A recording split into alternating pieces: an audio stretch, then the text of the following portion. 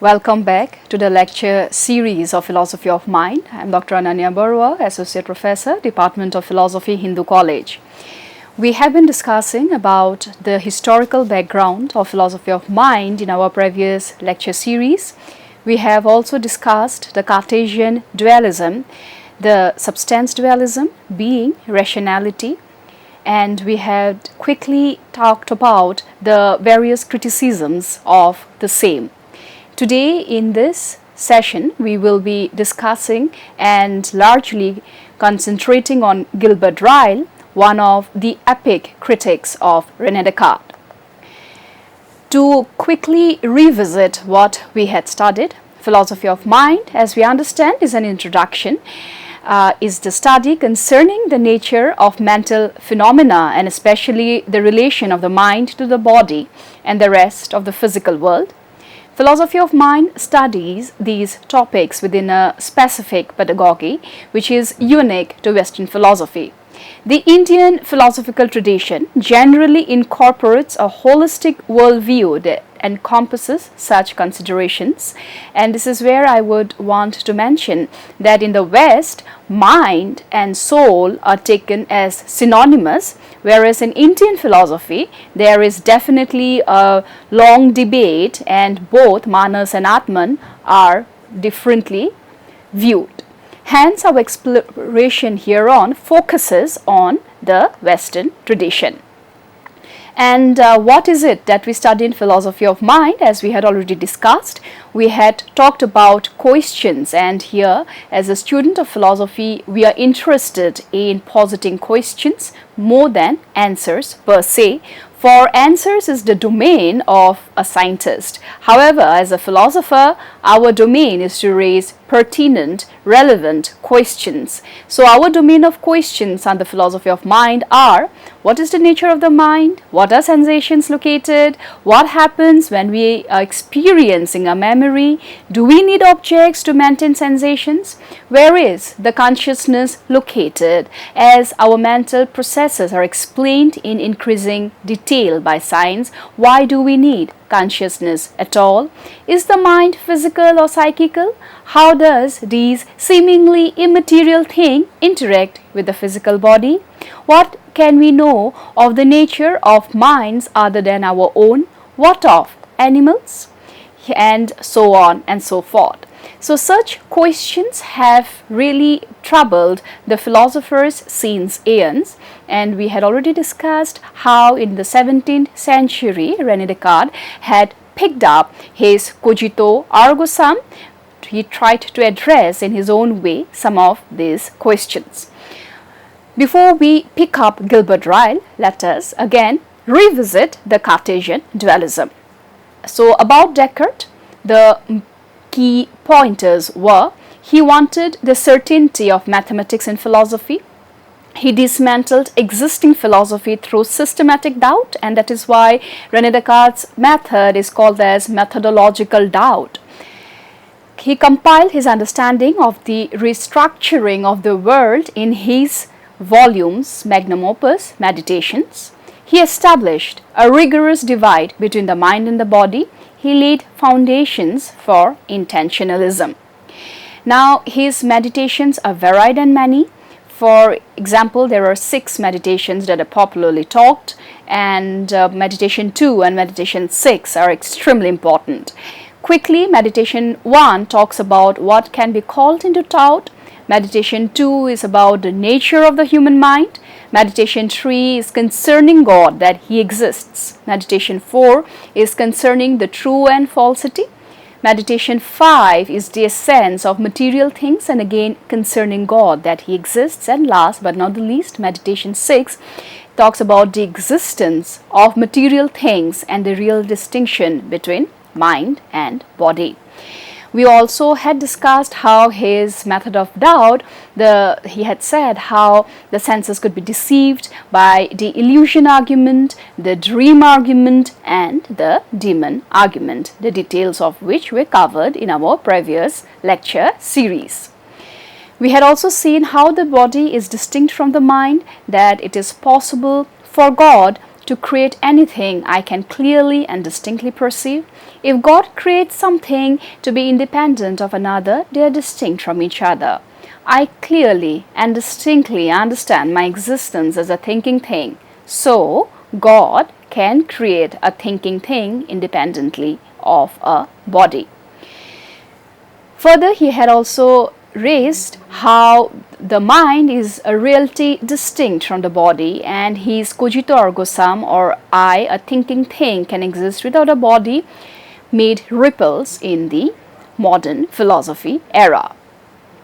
Now, there were also some of the pertinent proofs of the reality of the external world, where René Descartes had talked about, for example, I have a strong inclination to believe in the reality of external material things due to my senses. God must have created me with this nature. If independent material things do not exist, God is a deceiver. But God is not a deceiver. So, material things exist and contain the properties essential to them, but the existence of material things or the material world was something which René Descartes did not support. He had also come up with the divisibility argument, where Descartes divides the world into res cogitans, the thinking inextensible mind, the res extensa, the extensible mindless matter. This division of the entire world into mind and matter is simultaneously the defining feature of the most contentious assertion made by Cartesian dualism.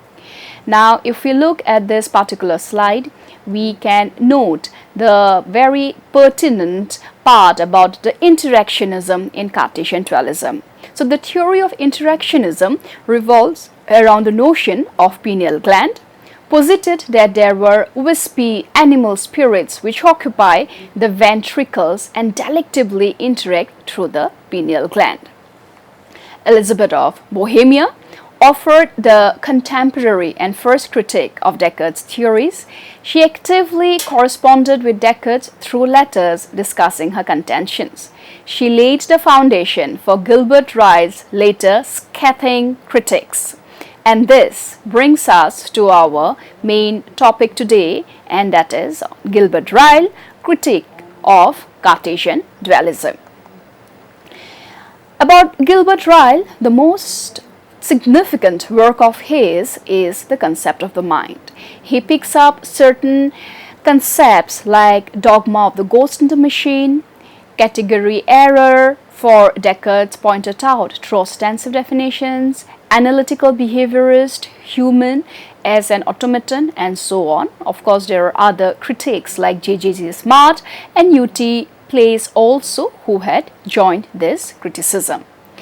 So today we are connecting or trying to understand the Rylean philosophy against René Descartes. I would like to begin with a quote where Gilbert Ryle talks about the dubious nature of subsequent interaction. Quote, "The actual transactions between the episodes of the private history and those of the public history remain mysterious, since by definition they can belong to neither series." Unquote. Now, in this very quotation, it has been explicitly stated that the two worlds of the res cogitans, which is private, ineffable, intrinsic, and those of the public history, which is res extensa, thus public, thus representational. The very connect in this quotation spells out how it is mysterious. For each one of them, as per René Descartes, belongs to different categories and they somehow do not fit into any series. Now, this was where when of the official doctrine to the ghost in the machine of Gilbert Ryle's epic work comes up. He criticizes René Descartes and says that you cannot connect the human body akin to automaton. He says that mind is compared to a ghost, and that definitely was a pejorative for the Cartesian substance dualism. Further, machine, reflective of Ryle's physical outlook, also had cropped up, and Elizabeth's influence in the background can be very well seen. With this, we are good to start with the criticisms of Gilbert Ryle against René Descartes. The category error. The category error is an ontological error where something is ascribed a property by virtue of relation that it cannot have. Gilbert Ryle accuses Descartes for committing this fallacy.